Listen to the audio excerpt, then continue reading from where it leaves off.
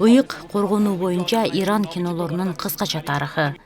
Ирактын Иранга каршы согушу темасында кинотасма 1980-1988 жылы, расмий түрдө 1981 жылы башталган. Ислам төңкөрүшүнөн кийин ушул мезгилде Иран кинолорунун эң мыкты чыгармалары чагылдырылып, Иран кинематографиясында эң негизги жанрлардын бири ыйык коргонуу жанры болуп эсептелинет.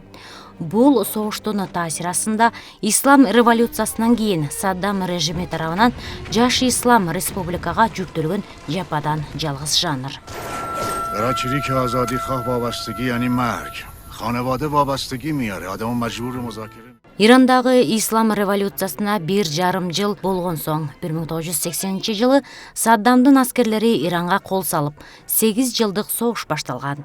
Ирандык кинорежиссерлор, айрыкча жаш муундар, согуштун ырайымсыз чындыктарын өз мекендештерине жана дүйнөгө көрсөтүү үчүн эпикалык согуштук темадагы тасмаларды тартышкан. Ыйык коргонуу темасында кино тарткан режиссерлордун көпчүлүгү чыныгы согуш майданында болуп, жоон териси менен сезген жаш муундар болгон. Революция чейинки мезгилдин өкүлдөрү да бар эле. Мисалы, Самуэл Хачкиан «Бүркүттөр» деген мыкты тасмасын тартса, Масуд Кимиаи «Сержант» жана «Жыландын чагышы» сыяктуу кинолорду жаратышкан. Бирок ушул кезге чейин бул жанрдагы эң көрүнүктүү чыгармалардын көбү ирандык жаш режиссерлордун колунан жаралган.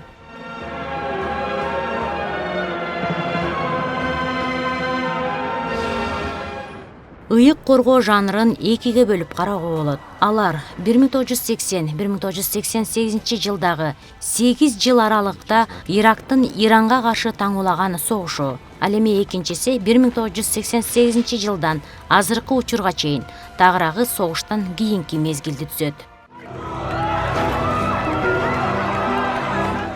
Ыйык коргоо кинематографиясы бул диний, адамдык баалуулуктарды жогору койгон, маселен сүйүү, камкордук, курмандыкка өзүн өзү чалуу жана бири-бирине жардам берүүнү чагылдырган кино болуп эсептелинет.